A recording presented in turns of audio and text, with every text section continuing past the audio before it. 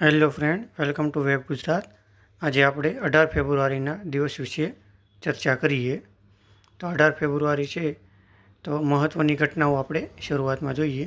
તો 1911માં ભારતમાં અલ્હાબાદથી નૈની વચ્ચે વિશ્વની પ્રથમ સત્તાવાર એરમેલ સ્ટ્રાઇક જે વિમાન દ્વારા ટપાલ સેવા એ ઉડાન ભરી હતી. તો આપણે જોઈ શકીએ છીએ ચિત્ર પણ. પછી 1971માં ભારતના પ્રથમ સબમરીન બેઝ એટલે આઈએનએસ વીરબાહુની સ્થાપના અને વિશાખાપટ્ટનમમાં કરવામાં આવી હતી. આપણે જોઈ શકીએ છીએ જહાજનું ચિત્ર પણ વિશાખાપટ્ટનમના જે દરિયો છે તેમાં દેખાય છે. સ્વામી બ્રહ્માનંદજી એટલે રામકૃષ્ણ પરમહંસના મુખ્ય શિષ્ય અને રામકૃષ્ણ મઠના પ્રથમ અધ્યક્ષ હતા.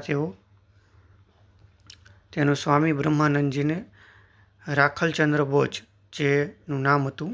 રામકૃષ્ણ પરમહંસના મુખ્ય શિષ્યોમાંના એક અને રામકૃષ્ણ મઠના પ્રથમ અધ્યક્ષ અને સ્વામી બ્રહ્માનંદજીનો જન્મ આ દિવસે થયો હતો, જે 1863ની અંદર થયો હતો.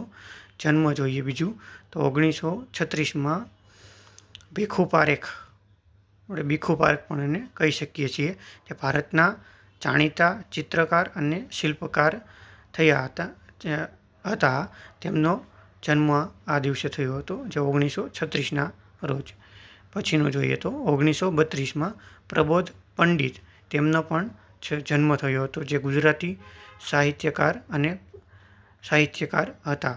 જો તમને આ વિડીયો ગમ્યો હોય તો લાઈક, શેર અને સબસ્ક્રાઈબ કરજો. જય હિન્દ, જય ભારત.